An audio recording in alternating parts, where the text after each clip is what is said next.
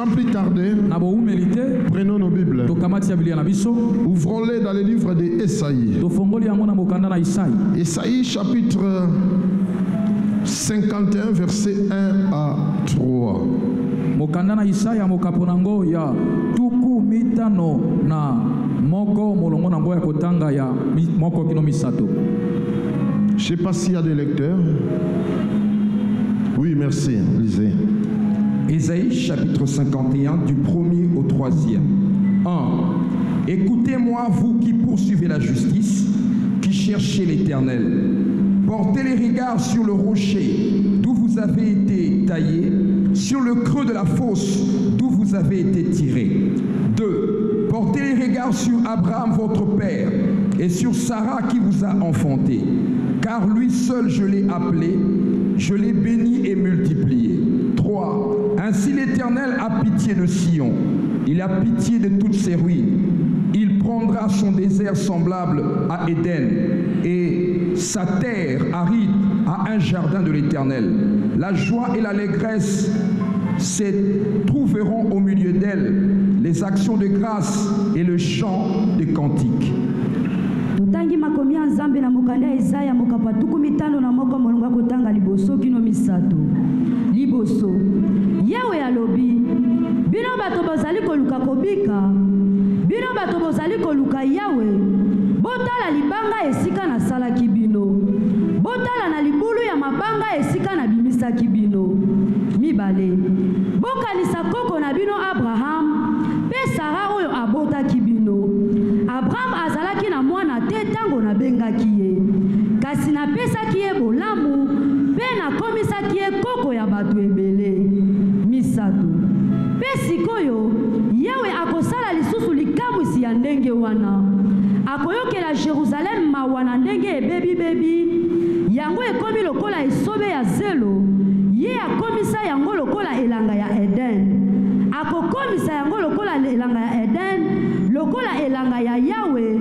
Kuna bokoganga na esengo, bokoyemba, bokopesa Yawe merci, pe bokobeta ba miziki ya ndenge na ndenge. Amen. Je croyais qu'on voulait s'éclater de joie et acclamant pour la parole.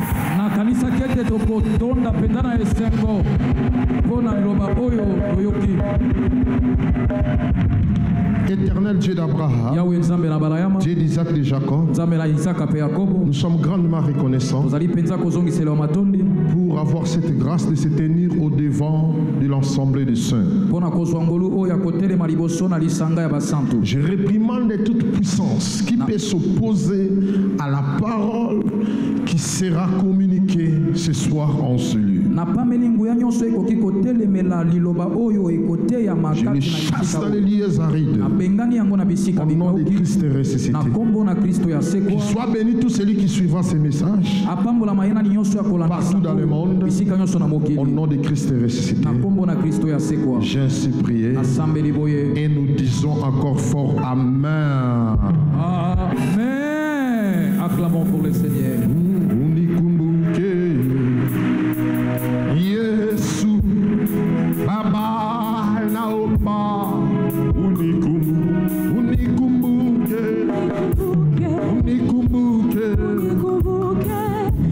Yesu twaomba unikumbuke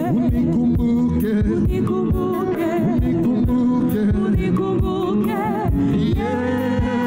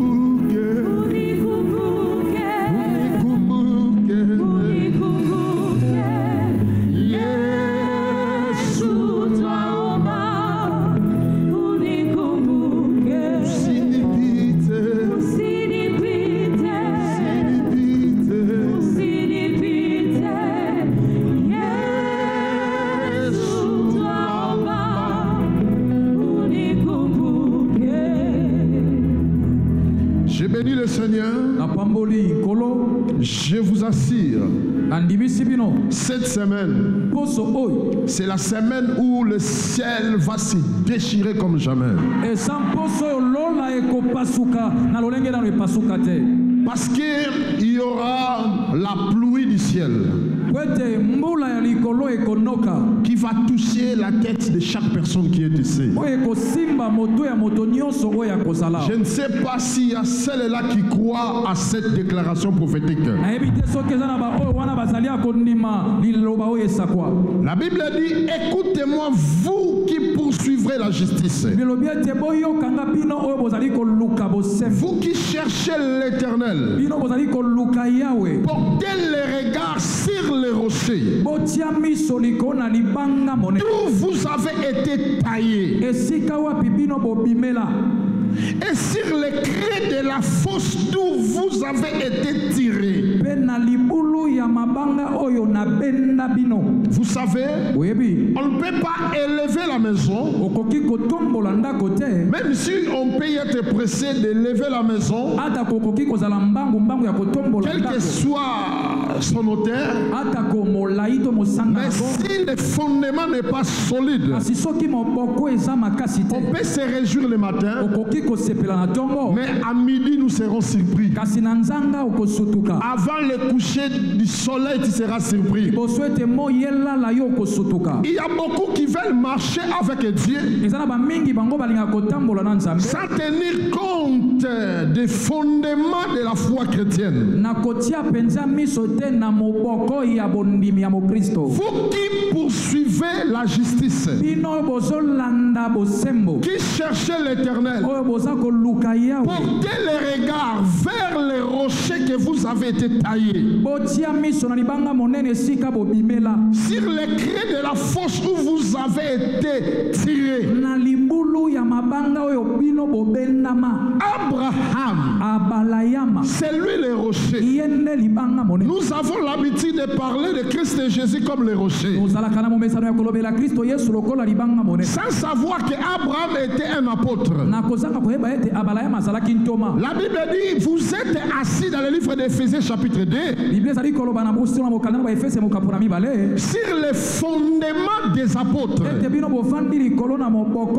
La Bible ne parle pas sur les fondements de Jésus, mais sur les fondements des apôtres.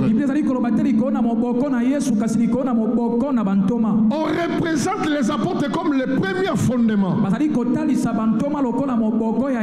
comme la première pierre qui a été posée. Et la Bible dit Jésus-Christ, lui, il tient seulement la maison. Ça veut dire le ceinture de la maison. Ça veut dire, c'est les apôtres qui sont les fondements, et c'est Jésus-Christ qui tient maintenant la ceinture de cette maison-là. Tu ne peux pas te prétendre d'être élevé, aller plus loin avec Dieu, être secouru par Jésus. Si c'est Jésus-là, il n'est pas assuré que tes deux pieds est placé au-dessus des fondements des apôtres. Tu peux te précipiter d'y avancer, mais là plus haut, Christ et Jésus te lâchera. Vous tous qui poursuivrez la justice, qui cherchez l'Éternel, portez les regards sur Abraham, parce que c'est par là vous avez été taillé.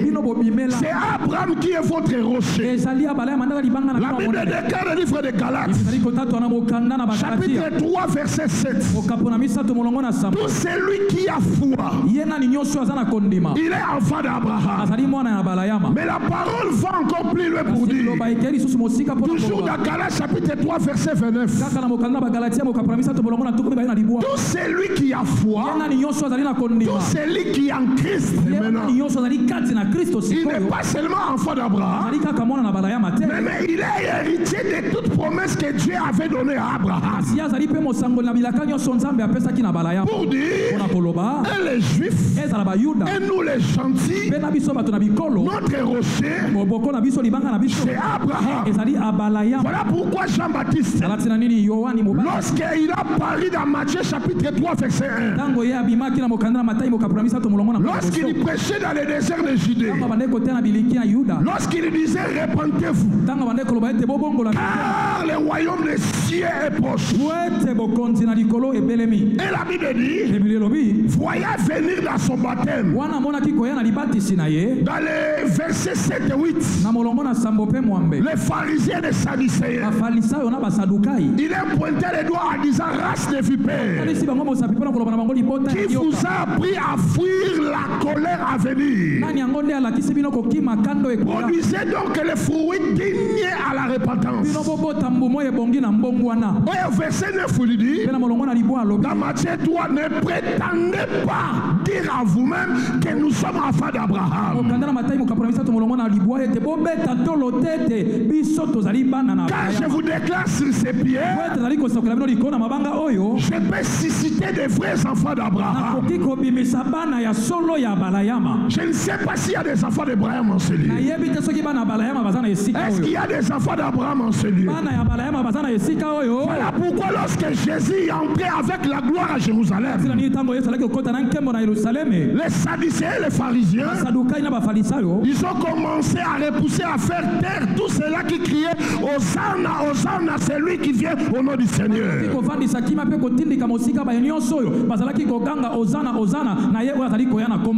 ont commencé à les repousser, à les faire taire. Jésus leur dit, si vous les défendez de ne pas me louer,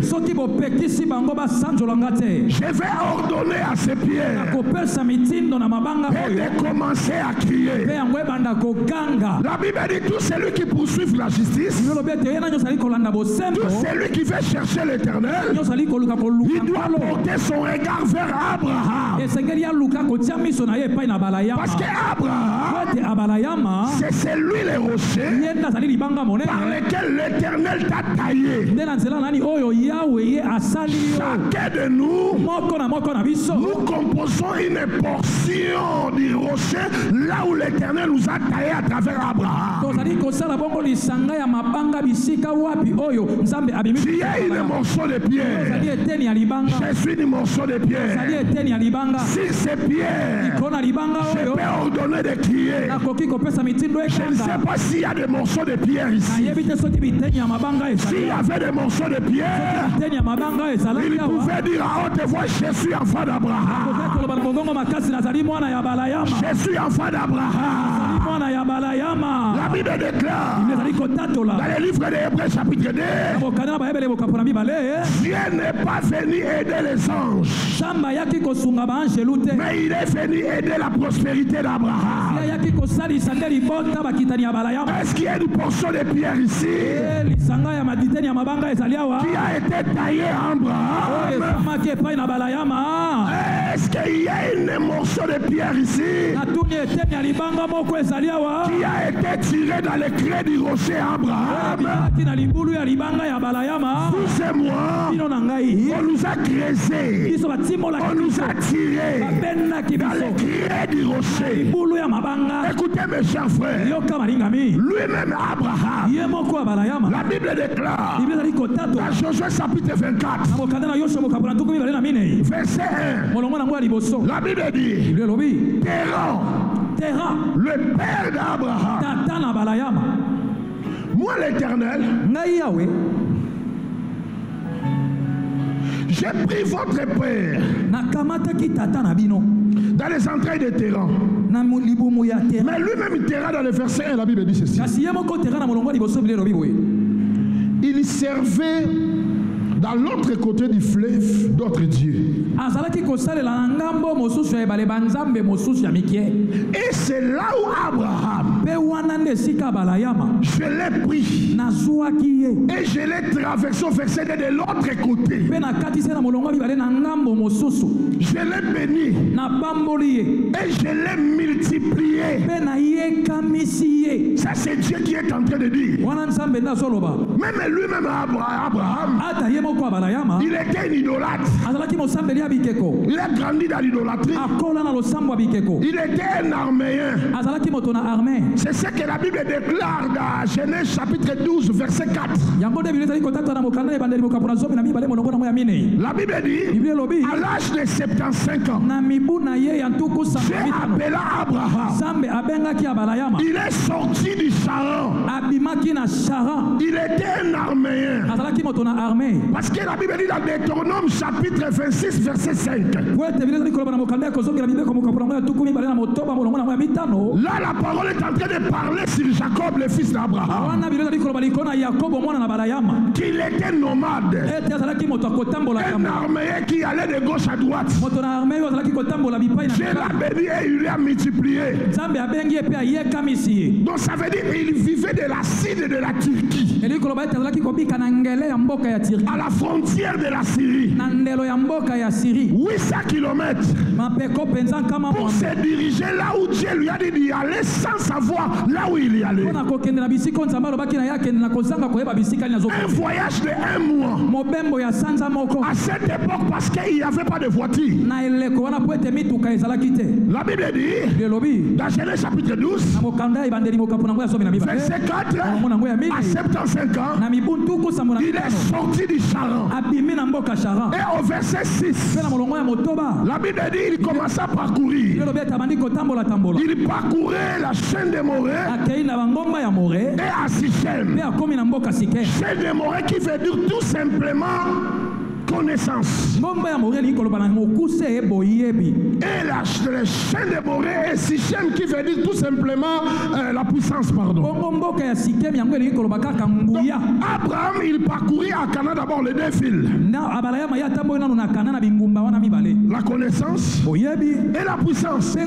C'est là où Dieu a commencé à marcher avec Abraham. Écoutez mes chers frères, la Bible dit mon peuple périt par manque de connaissance. Si réellement tu prétends être enfant d'Abraham, il faut approfondir ta connaissance. Dieu ne pouvait y aller plus loin. Il ne pouvait pas y aller plus loin avec Abraham. Ça que Abraham dans Genèse 12 et 6 parcourt Sichem et chaîne de Morée. Sichem qui veut dire connaissance et chaîne de Morée qui veut dire puissance. Écoutez mes chers frères, la Bible dit ceci: vous êtes grandement dans l'erreur parce que vous connaissez ni la puissance ni les Écritures et ni la puissance de Dieu. Celui qui connaît moins les Écritures, il aura la difficulté de confesser la puissance de Dieu.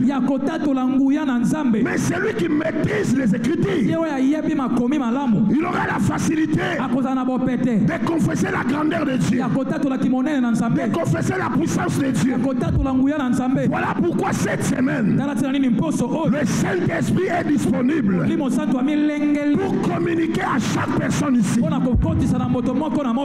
nouvelle connaissance, pour t'amener dans une nouvelle profondeur de la puissance, afin que nous clôturons le dernier jour. Toute personne qui est dans cette salle, il va sentir un renouvellement d'une nouvelle dimension de la puissance. Et la Bible déclare, il parcourit Sichem, il parcourit chaîne de Morée. Et la Bible dit au verset 8 de Genèse 12, il transporta sa tente à Bethel, entre Haï et Bethel. Ce n'est que les gens qui ont la connaissance de Dieu, qui ont la puissance de Dieu, qui confessent la puissance de Dieu, qui peuvent comprendre la valeur, l'importance de la maison de Dieu. Celui qui n'a pas la connaissance de Dieu, celui qui ne confesse pas la puissance de Dieu, il ne peut pas être révélé sur le ministère de la maison de Dieu. Parce que le psalmiste dit ceci: Un jour dans les parvis de l'Éternel. Vaut mieux que 1000 ans ailleurs. Abraham, il ne pouvait pas arriver à Bethel sans avoir parcouru à Sichem, sans avoir passé par connaissance, sans avoir passé par chaîne de Morée, sans avoir découvert la puissance de Dieu. Parce que vous remarquerez, partout il passait, il élevait une autel à l'Éternel avant d'arriver à Bethel. Et lorsqu'il est arrivé à Bethel, la Bible dit il éleva encore l'autel et il invoqua le nom de l'Éternel. Nous sommes à Bethel. Nous sommes à Bethel.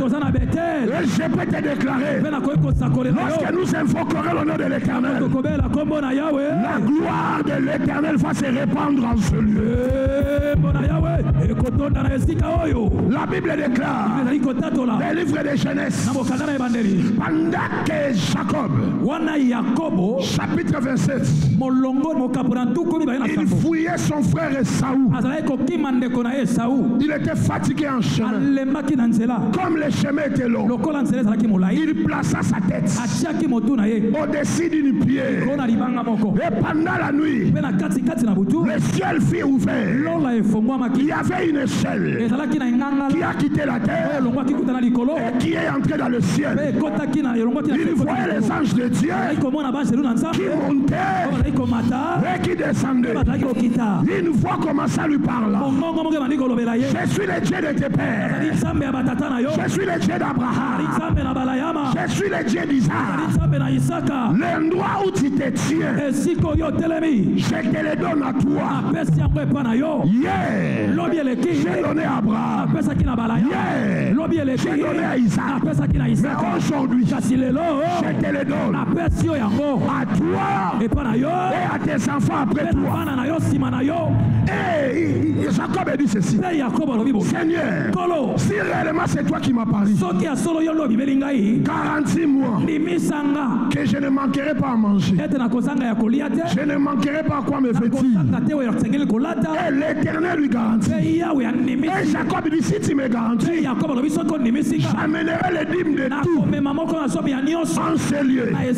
La Bible dit, lorsque Jacob se réveilla, il dit: je ne savais pas que ici c'est la porte du ciel. Je ne savais pas que ici c'est la maison de Dieu.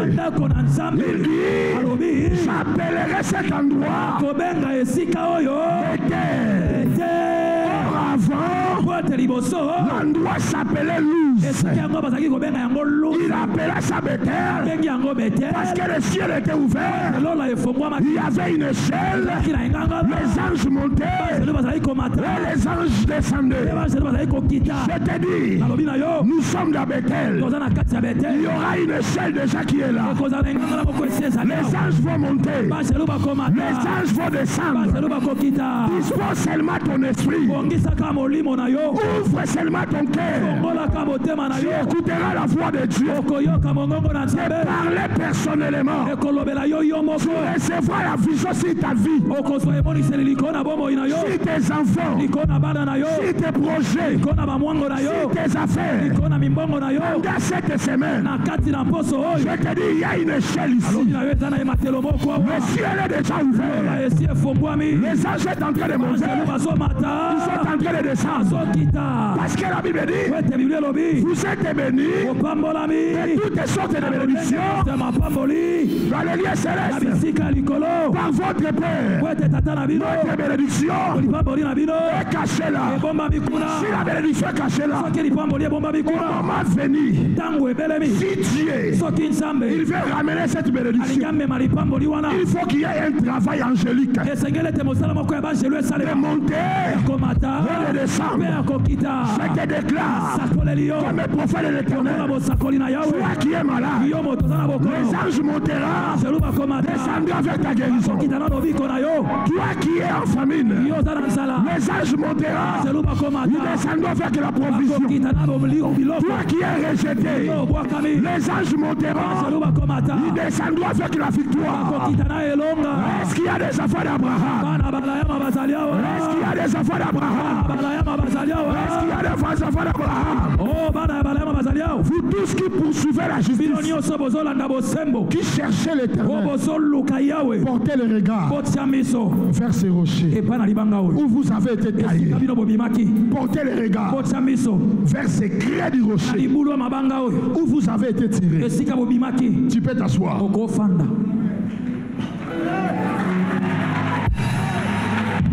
Écoutez.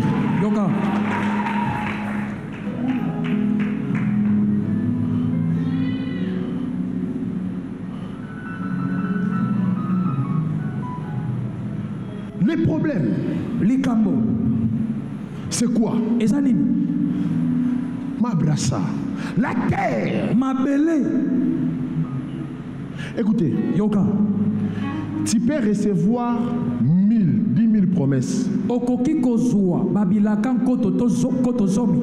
Mais si tu n'es pas encore révélé sur la terre par laquelle Dieu a préparé pour toi, pour accomplir tout ce qui te promet, ça veut dire toutes ces promesses-là vont se dissimuler comme des fumées dans l'air.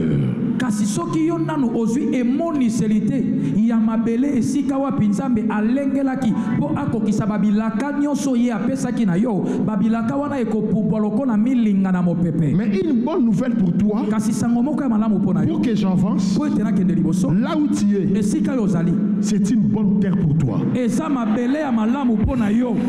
y a peu qui ont compris. L'église Mangembo, c'est une bonne terre pour toi.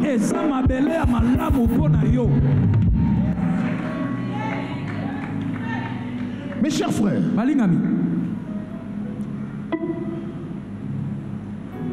la Bible dit, il quitta Bethel, il descendit en Égypte. Notre Dieu est le maître des tas de circonstances. Parce qu'au verset 3, 1-3, il dit à Abraham, je te bénirai, je rendrai ton nom grand, tu deviendras une source de bénédiction.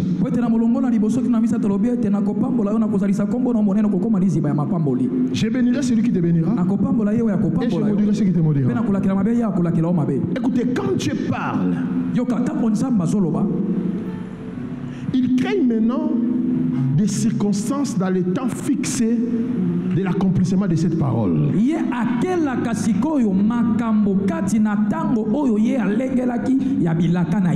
C'est ce que Dieu dit à Habakkuk. Écris la prophétie. Grave-les sur les tablettes. Médite-les jour et nuit.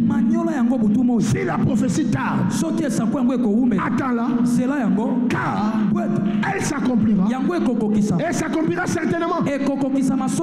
Pourquoi?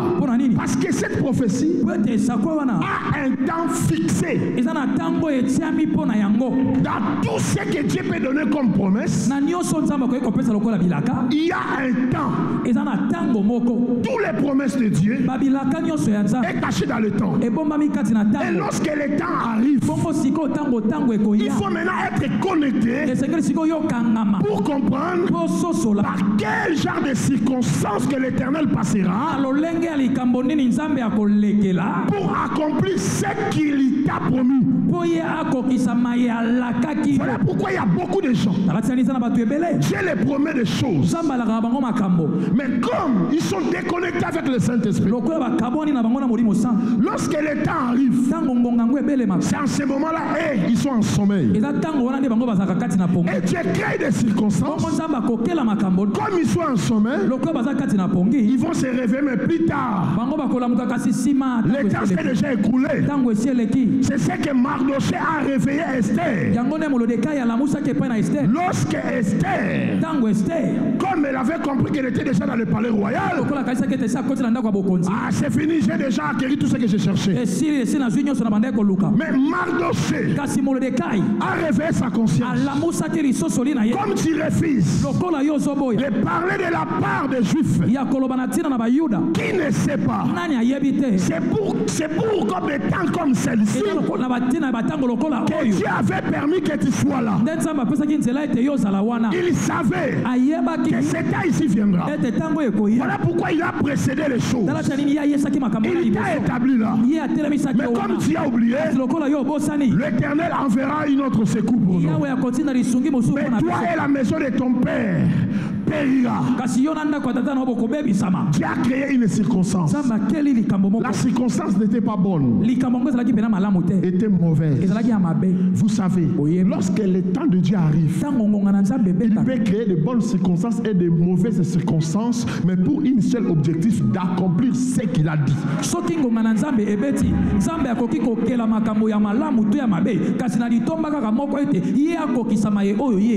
Voilà pourquoi tu dois connaître la parole. Écoutez, ta bénédiction, ça peut passer dans de mauvaises circonstances.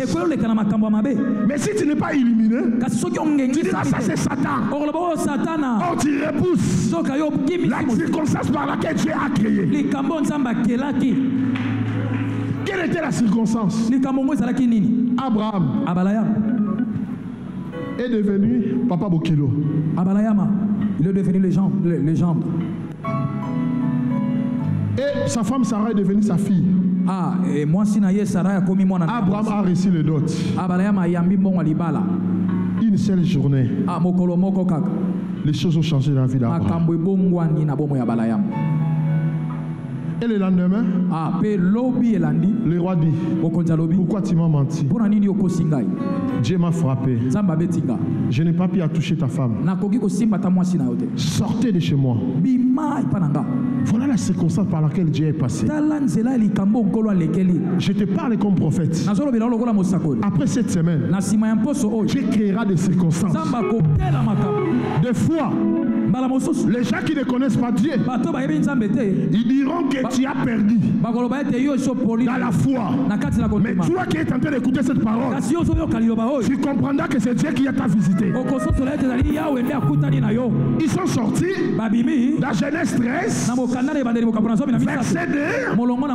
Abraham était riche en or et en argent. Au verset 3, il dirigea ses pas vers le midi. Au lieu du commencement, Mangembo, c'est ton lieu du commencement. C'est ton Bethel. Tout ce que tu recevras dans ta vie, n'oublie pas la bonne terre que Dieu t'a donnée ici à Mangembo. Il ne retourna pas à Sichem. Il ne retourna pas à Chêne de Morée. Parce qu'il avait déjà la connaissance. Il avait déjà la puissance. Mais la vraie puissance peut être gardée que dans la maison de Dieu. Il retourna à Bethel au lieu du commencement. Et la Bible dit il leva l'autel, il invoqua le nom de l'Éternel. Tout ce que l'Éternel te donnera rendra fécond dans ta vie pendant ce programme. Retourne dans cette maison.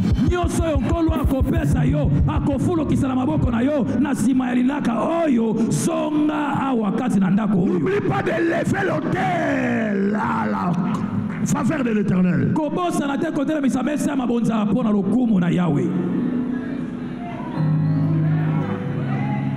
Et la Bible dit, lorsqu'il se sépara avec Lot, dans le verset 18 de Genèse 13, il dirigea sa tente à Hébron. Hébron qui veut dire communion. La connaissance, la puissance, la maison de Dieu amène la communion avec Dieu. Il y a beaucoup de personnes que leur Dieu donne la connaissance, la puissance, mais pour eux, j'ai plus l'église. Les dons que Dieu a mis à moi, c'est fini. L'église, c'est moi. Je suis la maison de Dieu. Écoutez, La Bible dit là où 2 ou 3 se réunissent ensemble, l'Éternel est là.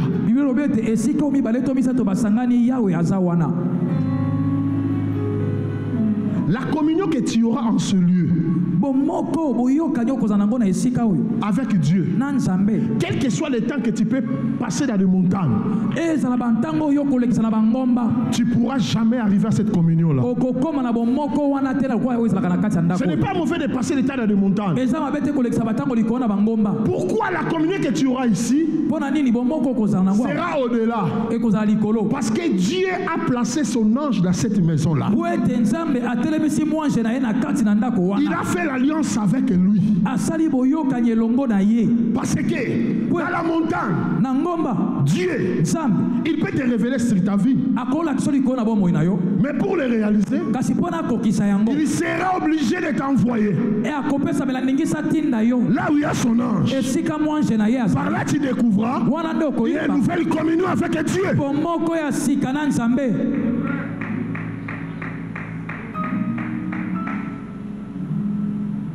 C'est lui qui a la révélation de la maison de Dieu. Il va développer une nouvelle communion. Et dans Genèse chapitre 15, verset 1, écoutez ce que la communion a produit. J'ai dit à Abraham, je suis ton bouclier et ta récompense sera grand. Abraham dit, mais je m'en vais sans enfant. Je préfère que Eliezer, le fils de mon serviteur, soit mon héritier. J'ai dit non, ce n'est pas Eliezer qui sera ton héritier, mais je te promets une postérité. Pendant que Dieu lui parlait, il était sous sa tente. Mais au verset 5 de Genèse 15, Dieu lui dit, sors de ta tente. Abraham sortit de sa tente. Dieu lui dit, tu peux regarder le ciel. Qu'est-ce que tu vois? Les étoiles. Est-ce que tu peux la compter? Abraham dit, je n'arriverai pas à compter. Toujours dans Genèse chapitre 22, verset 17, la Bible dit ceci. J'ai dit à Abraham, je te donnerai des descendants comme les étoiles du ciel, et je donnerai une autre descendant comme les sables de la mer. Imaginez un peu. Le problème d'Abraham, c'était seulement d'avoir une postérité. Voilà pourquoi il a choisi Eliezer. J'ai dit non, ce n'est pas l'enfant de ton esclave. Quand il s'agit de postérité, c'est celui-même que j'ai choisi qui sortira dans tes entrailles.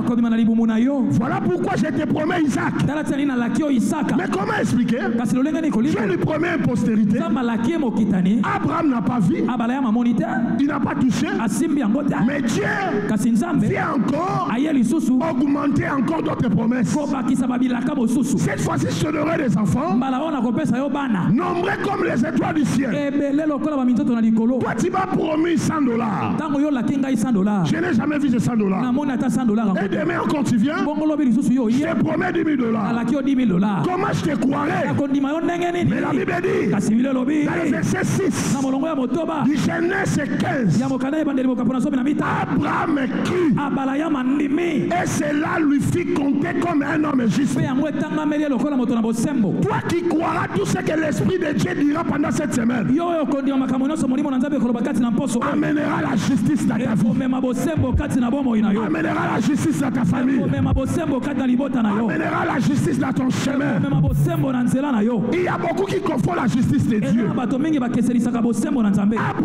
Abraham a reçu la justice de Dieu parce que il a cru, même si il n'a pas encore vu la postérité. On lui ajouta encore la promesse, pas seulement la promesse comme des enfants, comme des étoiles, mais comme aussi les sables de la mer. Il crie, Pourquoi? Parce que la Bible dit Dieu n'est pas un homme pour mentir.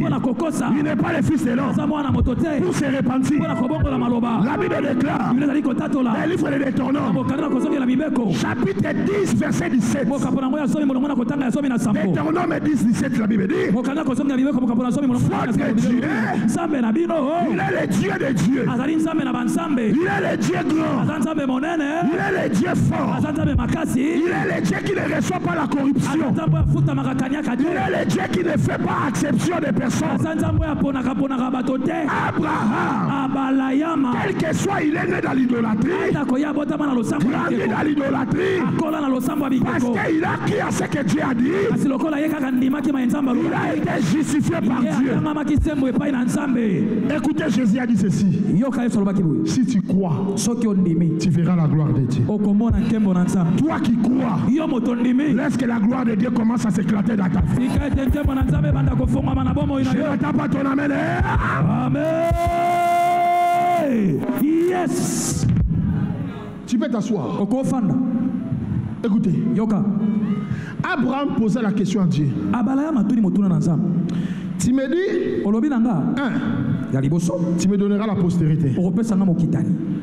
Je ne dois pas prendre Eliezer pour lui précipiter dans le trône. 2. Tu me promets encore d'autres descendants comme les étoiles du ciel. Comment reconnaîtrai-je? Au verset 7. Dieu dit à Abraham, apporte des gémisses, apporte des tourterelles, élève une autel, mets au-dessus, ne mets pas le feu, et reste là. Abraham resta là jusqu'à ce qu'il commence à faire sombre, coucher du soleil. Et il y avait un animal sauvage qui voulait venir pour prendre de viande, et Abraham se réveilla, le chassa.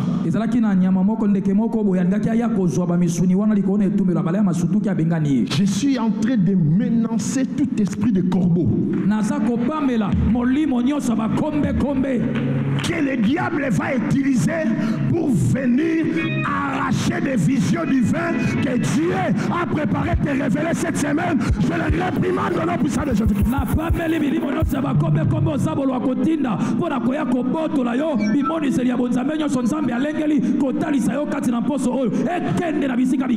Parce qu'à ce moment, il y a déjà une autel qui est élevée.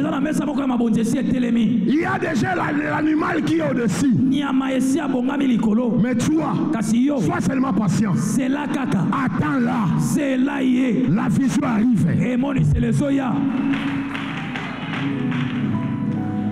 Tu peux t'asseoir. L'autel de l'Éternel est là. La nuit est déjà là. Au-dessus. Toi, sois patient. D'autres seront visités aujourd'hui. D'autres demain. D'autres après-demain.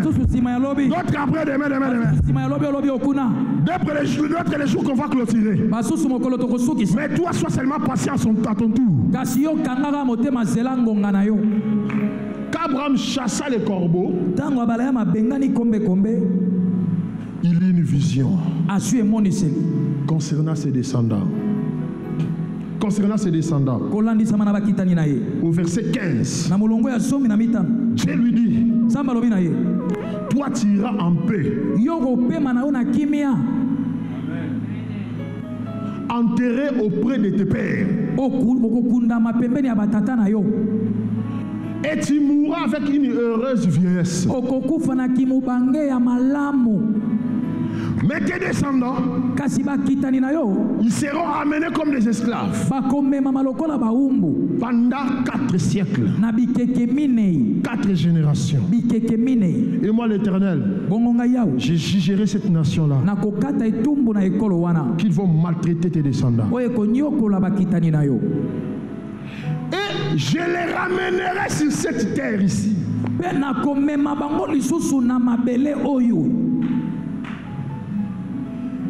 Que je t'ai promis que je te donne. Mais toi, tu dois y aller en paix. Ne te soucie pas de la terre. Je te promets que je te donne. Parce qu'en ce moment, l'iniquité des Amoréens n'a pas atteint à son comble. Voilà pourquoi toi, je ne peux pas te les donner, tu ne peux pas posséder la terre. Vous savez, Dieu est tellement juste.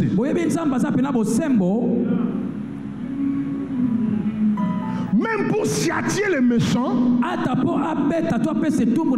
il doit trouver une raison par laquelle il va les châtier. Même si le ciel et la terre lui appartiennent. Comme la Bible dit dans Psaume chapitre 115, verset 15 à 16. Dieu créa le ciel et la terre. Le ciel des cieux appartient à l'Éternel. Et il a donné la terre au Fils des hommes. Même si la terre lui appartient, il dit je te donne à Abraham, mais à une seule condition, pour que tes mains les touchent, pour que tu les possèdes. Il faut que le péché des Amoréens atteigne à son comble. Tant que leur péché n'a pas atteint à comble, je ne peux pas les arracher et te les donner. Il y a beaucoup de promesses que Dieu a dit sur ta vie. Beaucoup de bénédictions que tu as en attente. En ce moment, ça se retrouve dans les mains de tes ennemis. Il y a beaucoup de gens ici. Leur fonction, ça se retrouve dans les mains de leurs ennemis. Leur maison, ça se retrouve dans les mains de leurs ennemis. Mais tant que ces ennemis-là, ils ne vont pas accumuler le mal sur le mal. Voilà lorsque ton ennemi il s'élève en guerre contre toi. Voilà pourquoi la Bible dit priez pour vos ennemis. Il ne faut pas y entrer dans son piège. De faire retourner le mal au mal. Tu es en train de faire retarder ta bénédiction. Laissez-lui dans sa position là du mal. Accumuler ses péchés. Jusqu'à ce que ça va atteindre à son comble. Parce que la Bible déclare j'arracherai la richesse aux mains des méchants et je les donnerai chez les justes aux mains de mes enfants. Laissez tes ennemis accumuler leurs péchés. Laissez les sorciers de ta famille accumuler leur mal. Peut-être leur mal atteint 10%. Laissez-les avancer à 20%. Laissez-les avancer à 50%. Jusqu'à ça va atteindre à son comble. 100%. Dieu trouvera la raison par laquelle il va arracher ta bénédiction dans les mains de tes ennemis pour tout les donner. Est-ce qu'il y a un enfant de Dieu qui écoute cette parole?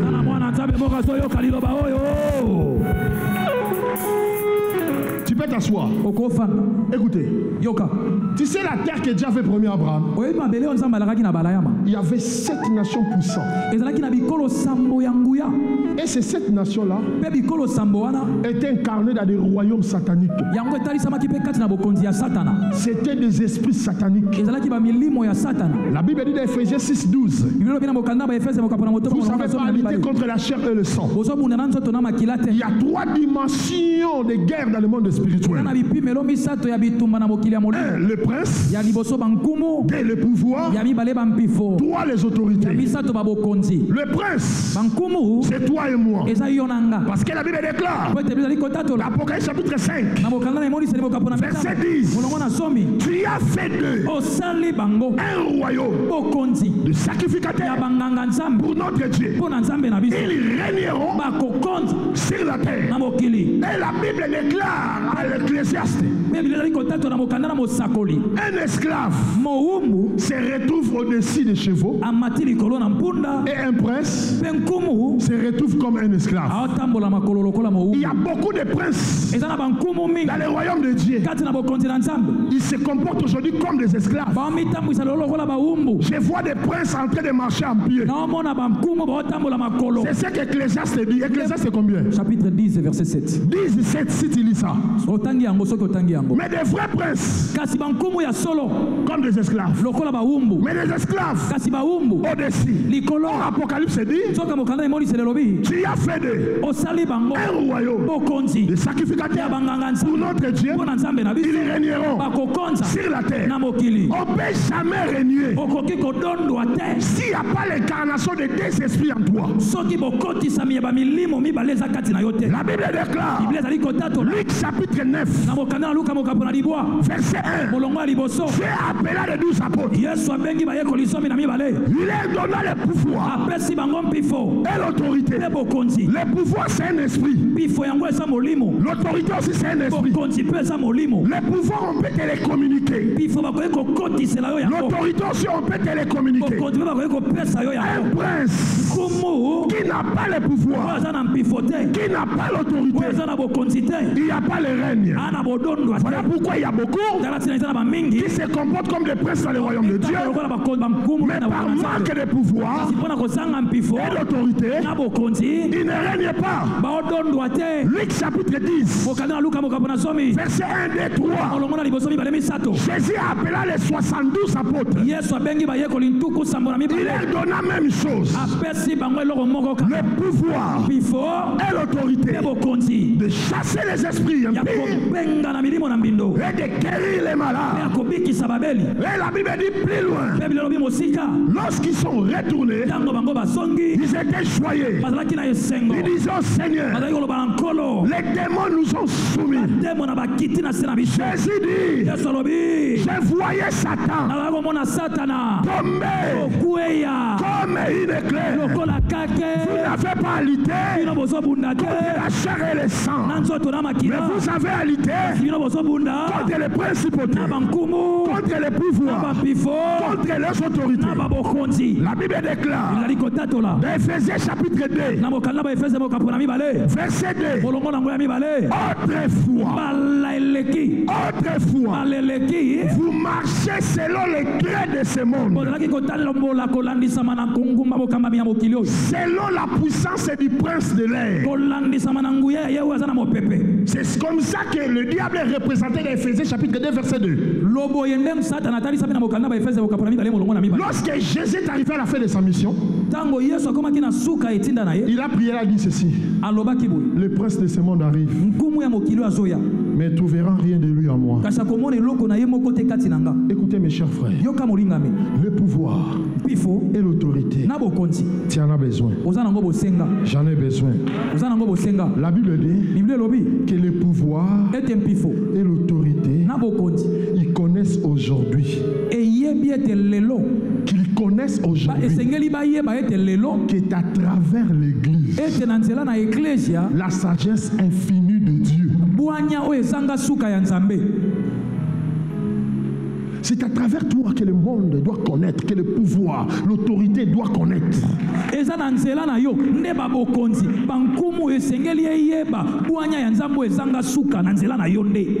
travers toi. Le pouvoir, l'autorité. Écoutez, chaque terre a ses princes, a ses pouvoirs, a ses autorités. Chaque terre a ses princes.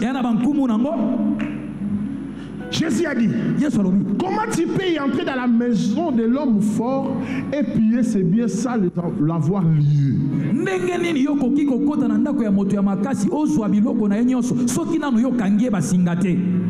Voilà pourquoi Dieu a promis à Abraham. Mais dit à Abraham, ce que je te promets, tu ne l'auras pas maintenant.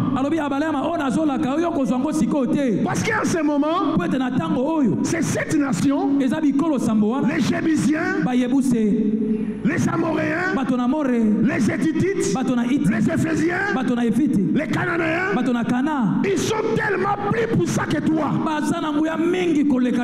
Soit toi, c'est à peine que tu as commencé à marcher avec moi. Mais les esprits qui sont dans cette terre-là, même si tu me connais, quelle que soit l'onction que j'ai mis en toi, tu ne pourras pas les déloger. Voilà pourquoi laisse le temps pour que leur péché atteigne à son comble. À la 4e génération, je prendrai tes descendants, je les ramener sur cette terre.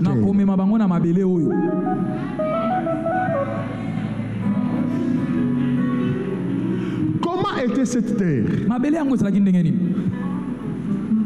Deutéronome, chapitre 11. 11. Lisez-moi 11, 10. Lisez-moi seulement ça. Il y a des lecteurs, lisez-moi. Deutéronome, chapitre 11. Commencez peut-être à partir du verset 10. Tala. Nzamba Pesio, Kinshasa. Dieu t'a donné Kinshasa. Mais laisse le temps d'enlever toutes les saletés qui couvrent la terre. Dieu t'a donné le travail. Dieu t'a donné une fonction. Ne sois pas pressé. Avant d'entrer dans cette fonction, il y avait d'autres qui étaient là avant toi. Il y avait des esprits qui t'ont précédé. Il y avait des esprits méchants qui ont occupé ces postes-là. Mais c'est la promesse qui t'a fait arriver. Laisse le temps à Dieu de purifier cet endroit. Je croyais que cette parole appartient à quelqu'un. Lisez-moi ça. Écoute. Deutéronome chapitre 11 à partir du 10e verset. Oui, vite, vite. Car le pays dont tu vas entrer en possession n'est pas comme le pays d'Égypte, d'où vous êtes sortis, où tu jetais dans les champs ta sémence et les arrosais avec ton pied comme un jardin potager. 11. Le pays que vous allez posséder est un pays de montagnes et de vallées et qui boit les eaux de la pluie du ciel. 12. C'est un pays dont l'Éternel ton Dieu prend soin et sur lequel l'Éternel ton Dieu a continuellement les yeux du commencement à la fin de l'année. Restez là. Répétez 3 fois. L'Éternel a les yeux du commencement et la fin de l'année. L'Éternel a les yeux du commencement jusqu'à la fin de l'année. Et encore. L'Éternel a les yeux du commencement jusqu'à la fin de l'année. Encore fort, toi. L'Éternel a les yeux du commencement jusqu'à la fin de l'année. Après 4 siècles, Dieu est venu à travers Moïse. Il les a libérés. Il est en train de les prévenir. La terre que je vais vous faire y entrer n'est pas comme la terre de l'Égypte. Parce que la terre de l'Égypte, même si vous s'aimez, pour avant d'abord de s'aimer, il fallait d'abord créer des terrasses depuis le fleuve Nil jusque dans vos champs.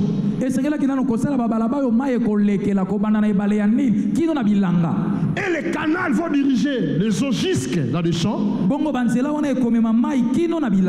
Et lorsque ça arrive dans vos champs, vous allez maintenant commencer à utiliser votre force. Pour faire quoi? Chercher à rendre cette terre fertile. Chaque jour, d'aimer les mêmes. Je ne sais pas si ça prendrait combien de temps. Donc ils utilisaient les forces pour rendre la terre aride fertile. Écoutez mes chers frères, lorsque Dieu n'est pas avec toi, tu peux prier, mais tu comprendras comme si tu étais en train de forcer la vie.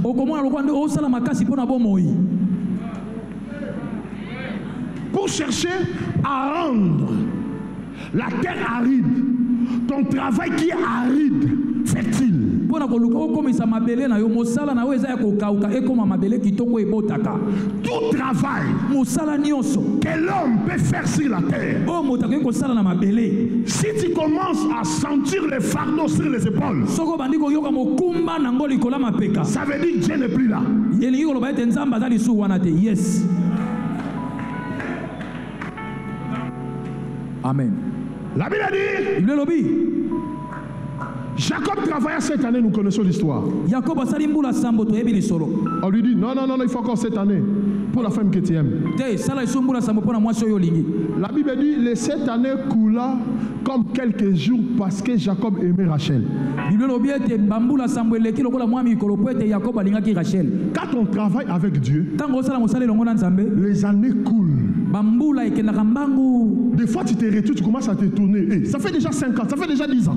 Bala musuku to sutuki ese bambula mitano ekoki, mbula zome ekoki. Toute commerce que tu peux t'engager, Mombongo yoso ko kokota. si tu commences à sentir le fond ou un surchargement, si tes épaules, ça veut dire que Dieu n'est plus dans ces commerces. Soko komo yoka ngwe komi kilo bozito eleko lo ba ete nzamba za lisu na mombongo wana te. Aujourd'hui, Lelo les soi-disant enfants d'Abraham, bana wo pena babenga mina bala ils se comportent comme s'ils sont en Égypte. ba otambola lokwa bazakona na Egypte. Ils sont en train de chercher de rendre fertile la terre qui est aride. Bazoluka bakomisa mabele kitoko mabele oyo ekauka. Par leurs efforts, Na makasi na bango. la terre que je vous ferai entrer, Mabele na kokotisa ça ne bino. sera pas comme l'Égypte. Ekozala lokola Egypte te. Là où vous étiez en Égypte, Esika bozalaki na Egypte il fallait l'eau du Nil esengelaki mai ya Nile arrive à vos champs eya na bilanga na bino et vous allez commencer chaque jour mpe pokobanda mikolo nyonso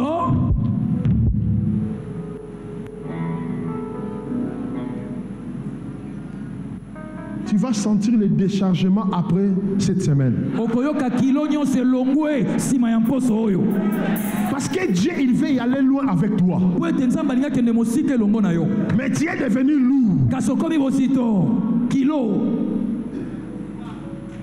Le commerce que tu as, mombongo le travail que tu as, mosala oza nango ça te donne même plus le temps d'être dans la présence de Dieu. epeso lisu ata ntango te ya kozala na bozalisi na Ça nzambe te donne plus le temps d'être à l'église. epeso lisu ntango te ya kozala na eklesia Ça te donne plus le temps de rester avec les enfants. epeso lisu ntango te ya kotikala na bana Tu sors à 5 heures, obimi na 5 heures tu retournes au marché, je ne sais pas, 21 heures. ozongi na wenze kuna na yebi te soki Tu n'as pas le temps de s'occuper de ton mari. ozata na ntango ya kotala mobali na yo te Le matin encore, le lendemain, tu sors ntongo encore. ya lobi lisu ndenge moko bimi Ça, c'est le surchargement sur toi. wana ekomi mokumba likolo na Cela yo veut dire Dieu n'est plus là. elingi koloba nzambe aza lisu wana te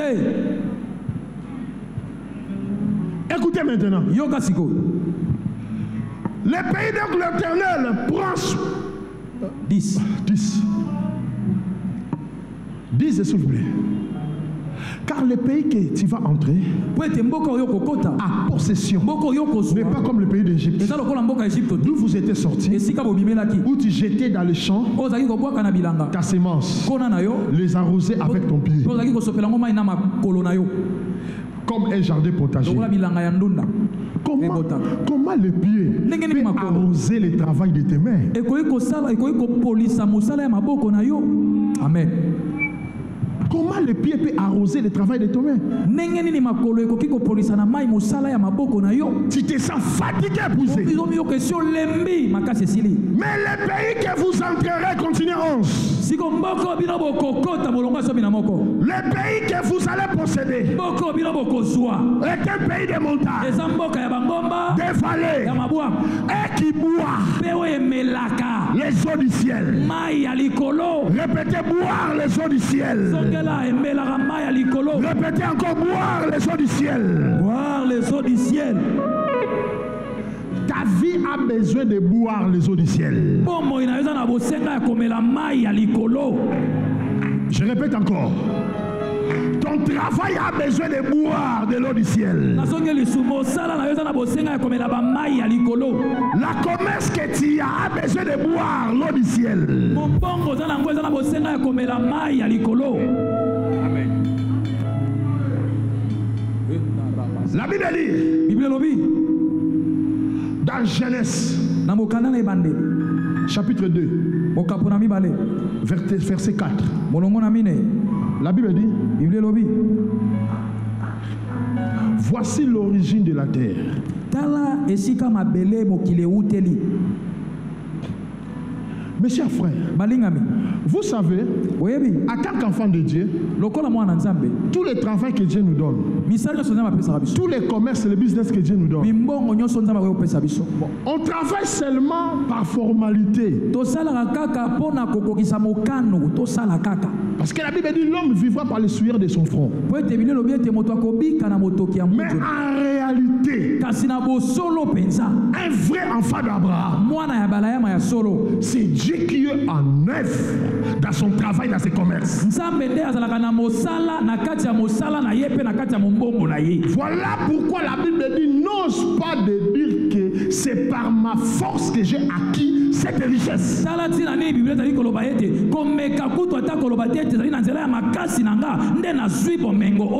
Le ministère que l'homme de Dieu, le révérend, est en train de faire ici là.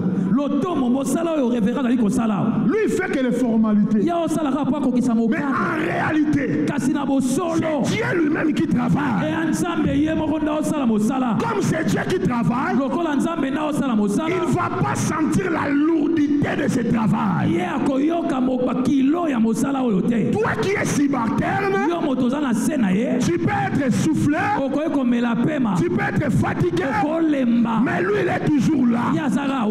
Parce que ce n'est pas lui qui travaille, c'est l'Éternel qui s'incarne à lui qui travaille. Amen. Vous savez, on ne peut jamais pousser les gens à servir Dieu. Sert Dieu, sans que ces gens-là comprennent comment Dieu fonctionne par sa puissance infinie.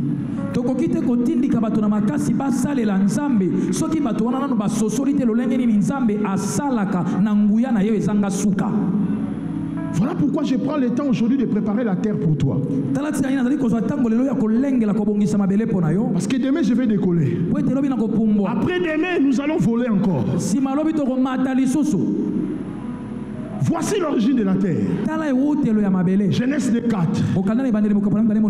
Il n'y avait aucun arbuste sur la terre.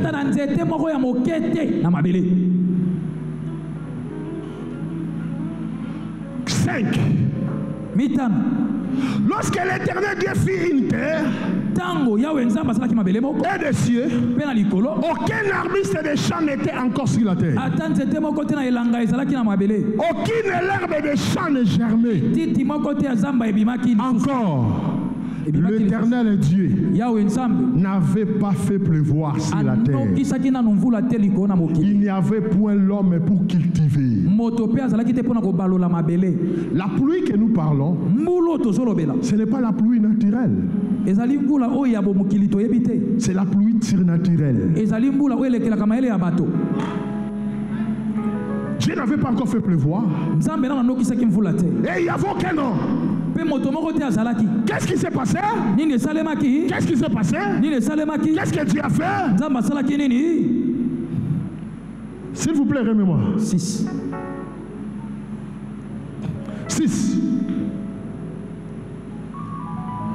Mais une vapeur s'éleva de la terre, arrosa toute la surface du sol.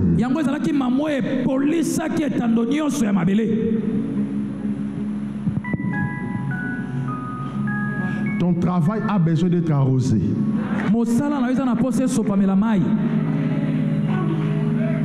Ta vie a besoin d'être arrosée.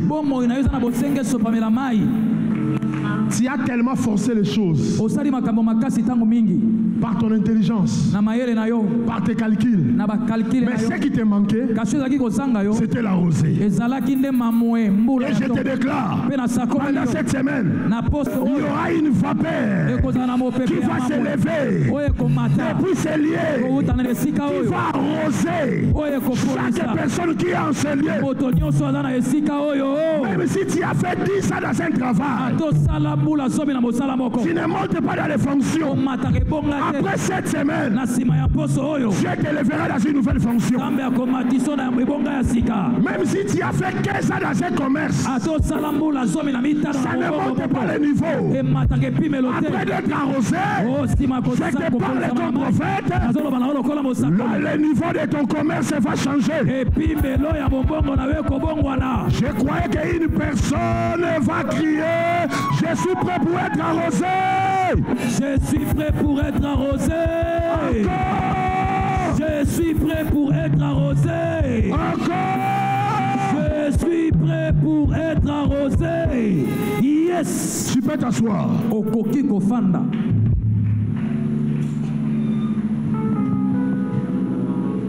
Écoutez. Yoka. Écartez d'abord côté l'homme. Côté l'homme, tu as beaucoup forcé. Voilà pourquoi tu dois d'abord te mettre en écart d'abord. Tu dois maintenant laisser Dieu y entrer en action dans ta vie.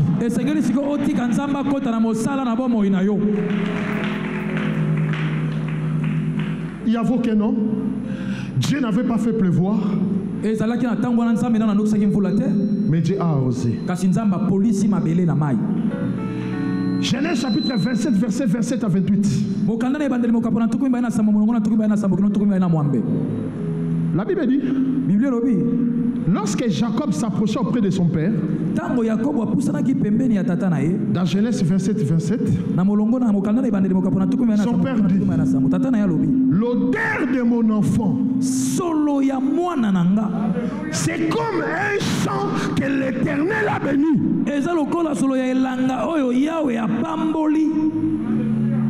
Parce que notre problème c'est quoi? Notre problème c'est dans le verset 3 de Ésaïe 51.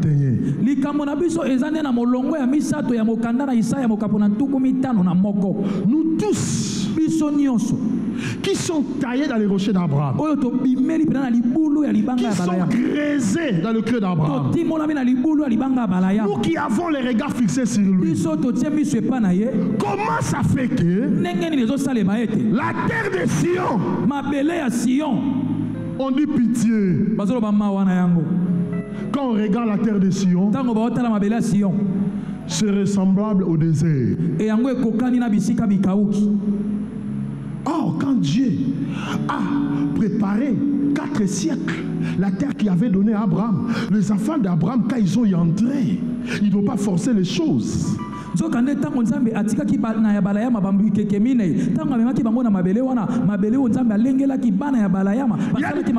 plus forcer comme vous avez forcé dans l'Égypte. Mais qu'est-ce qui fait que la terre de Sion, tu continues à prier, tu continues à venir à l'église, mais ta commerce, ton travail, ton business, quand on les regarde, c'est ressemblable au désert. C'est ressemblable à la terre aride. Voilà pourquoi on dit Éternel, aie pitié de Sion. Que ces terres désertes change au jardin d'Éden. Ça change pour devenir le chant de l'Éternel. Cette semaine, ta vie doit changer, devenir comme le jardin d'Éden. Cette semaine, ton commerce doit y entrer dans une autre dimension. On doit l'appeler le chant de l'Éternel. La Bible déclare des livres de 1 Corinthiens chapitre 3 verset 9. La Bible dit ceci: vous êtes le chant de Dieu. Dis 3 fois: je suis le chant de Dieu.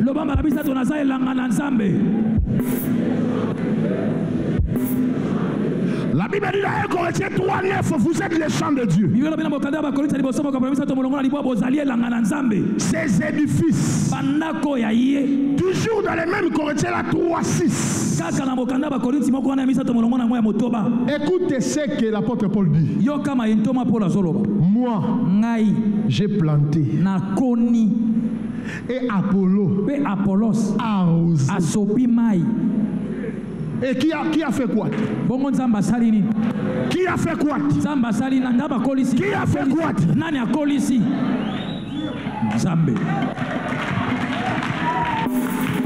Écoutez, Yoka. Dans ces domaines, chacun a sa part. Toi, ta part de prendre ta semence, de faire y entrer. Merci. La part de l'homme de Dieu, révérend pasteur respect, c'est d'arroser. Et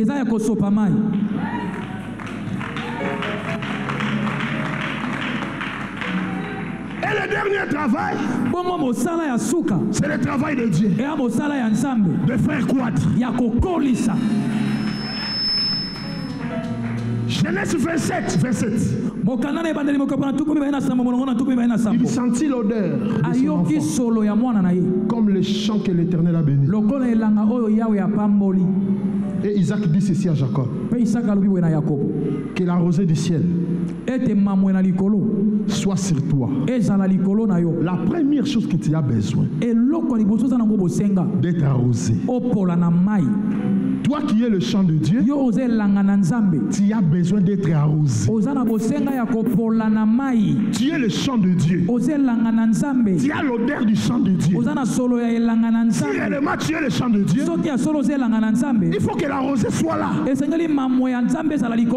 Ça c'est la première chose. Deuxième chose, je lui dis que la terre te donne de la graisse.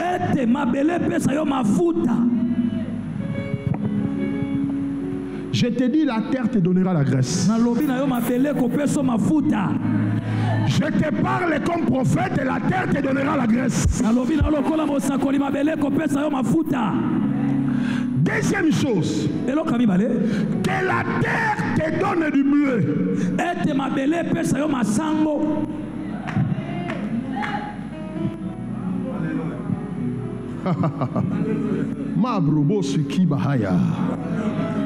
Je n'ai pas le temps de rester là. Si je dois rester là, mes temps est déjà fini. Je dois récupérer mes 10 minutes. Mais je te déclare, dans tes commerces, dans ton travail, il y aura du bleu. Je dis, il y aura du bleu. Pas seulement de la graisse, mais du bleu aussi, il y en aura. Troisième chose, que la terre te donne du vin abondamment.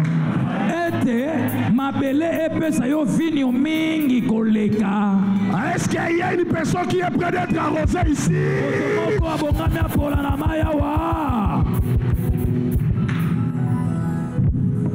Quand on est arrosé,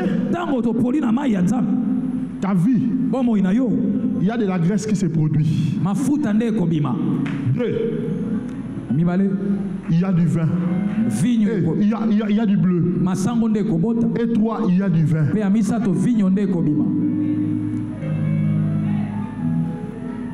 La Bible dit à cause de la graisse, son joug sera éclaté. Son fardeau sera ôté. La Bible dit, ne vous enivrez pas du vin, mais soyez remplis du Saint-Esprit. La Bible déclare dans Ésaïe chapitre 51 verset 10. C'est le dernier verset, je vais prier. Comme la pluie tombe. 55. Ésaïe 55. Mettez 55 s'il vous plaît. 55, 10. C'est le dernier verset, je vais clôturer. Comme la pluie et la neige descend de ciel, il ne retourne pas sans avoir arrosé, fécondé la terre et fait germer le plante sans avoir donné de la sémence aux semeurs. Est-ce qu'il y a des semeurs ici? Dieu te donnera de la sémence. J'ai dit Dieu te donnera de la sémence. Et du pain à celui qui mange. Merci. La pluie, vous là, la rosée que je suis en train de parler, c'est la parole de Dieu. Je n'entends pas ton amen.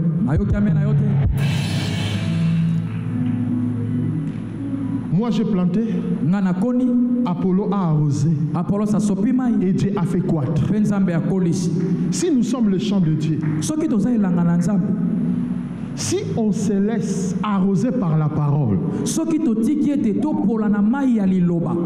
tous nos semences vont croître.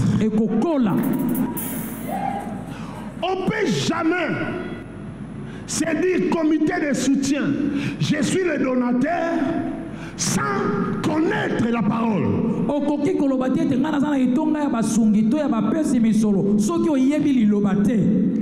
ne peut jamais te pousser, s'aimer, sans connaître la parole.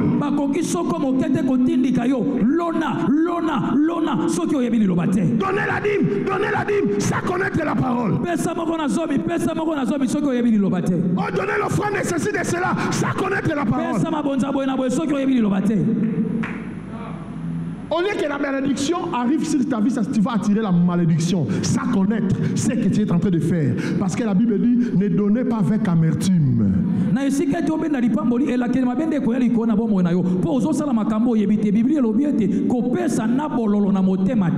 Voilà pourquoi, toi qui es le champ de Dieu, chaque jour, la parole de Dieu doit t'arroser.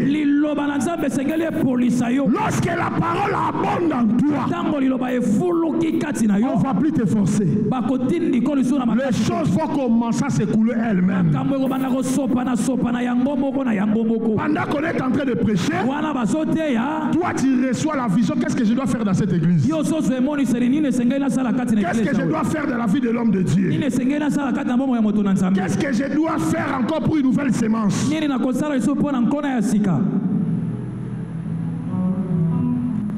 Parce que c'est la parole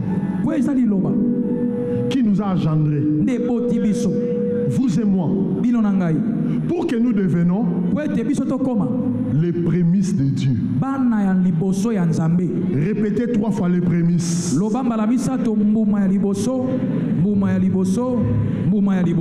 Tu vas partir avec ces versets. Disez-moi ça. Jacques, vous êtes engendrés par la parole, afin de devenir les prémices de Dieu. 1:18. Lisez-moi ça vite, c'est le dernier verset.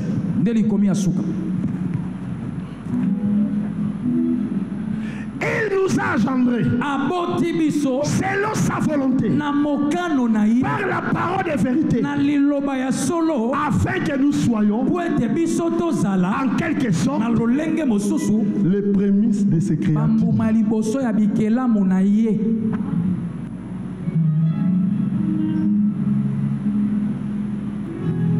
Regardez 3 personnes, pose la question. Est-ce que tu sais que tu es les prémices de Dieu, de tous ces créatures?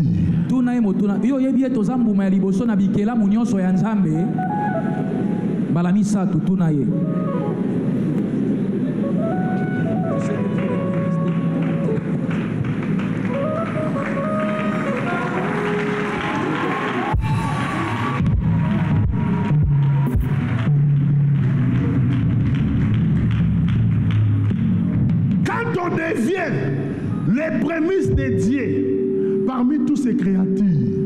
Premièrement, ta terre produira de la graisse.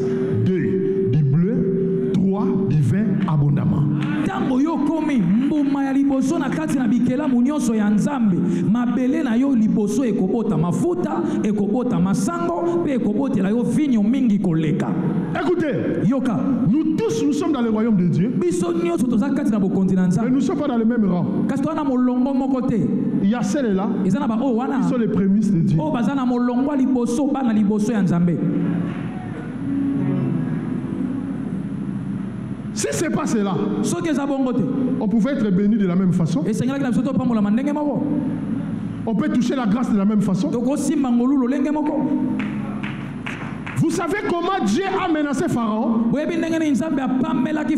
Nous allons plus le lire. Dieu dit à Moïse, tu diras à Pharaon, Israël, c'est mon premier-né. Il doit laisser mon premier-né.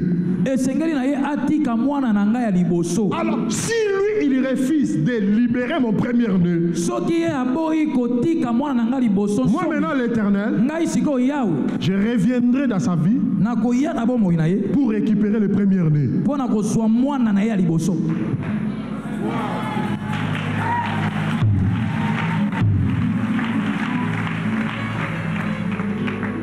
Tu deviens le premier-né.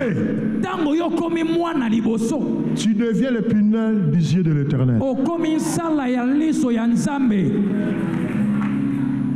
Donc, si le monde des ténèbres ose à te toucher,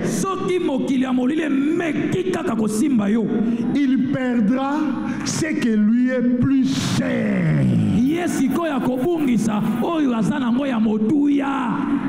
Mais toi, il n'osera même pas te toucher. Mais si seulement il essaye, avant d'exercer son complot sur ta vie, lui, son premier-né, il a perdu. Est-ce qu'il y a des premiers-nés en ce lieu? Est-ce qu'il y a les premiers-nés en ce lieu? Est-ce qu'il y a les prémices de Dieu de toutes les créatures en ce lieu?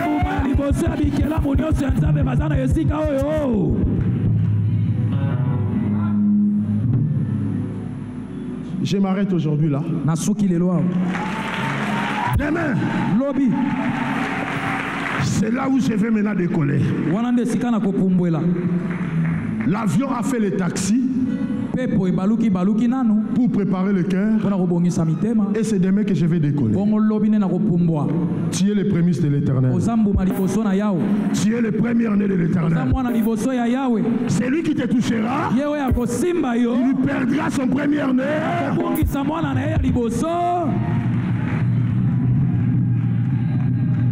Voilà pourquoi c'est une obligation sur cette terre. Tu dois être le premier en tout. La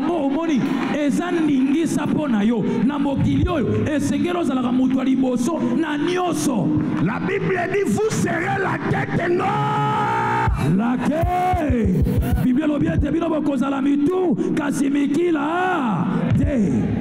J'ai ma une onction pour te déboulonner là où le diable t'a fait placer derrière, pour te ramener à la tête de ta famille.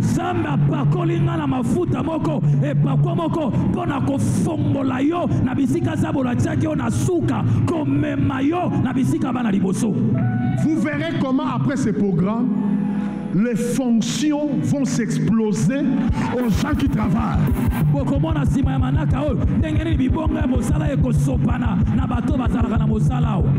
Cette nuit, je n'arrivais plus à prier parce que toute la force était partie.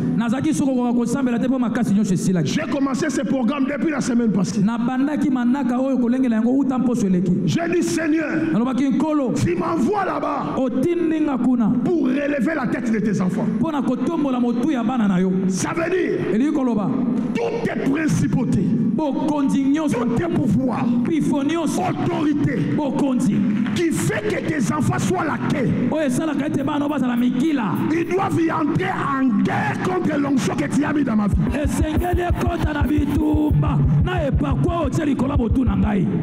Que le Seigneur vous bénisse.